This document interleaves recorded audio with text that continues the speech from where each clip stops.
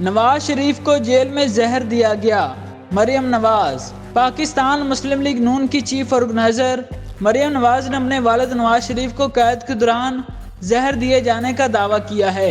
ایک انٹرویو میں مریم نواز کا کہنا تھا کہ نواز شریف کو دوران قید زہر دیے جانے سے ان کے پلیٹلیٹس گرے تھے۔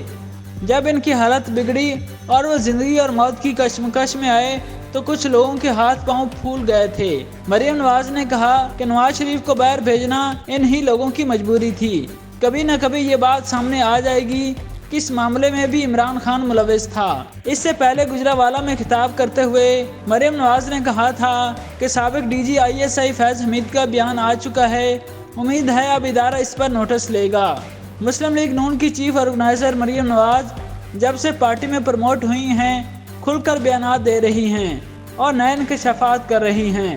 مریم نواز کے بیانات نہ آنے والے عام انتخابات کے لیے ماحول کو مزید گرم کر دیا ہے اور PTI کو ٹف ٹائم ملنے کا امکان ہے۔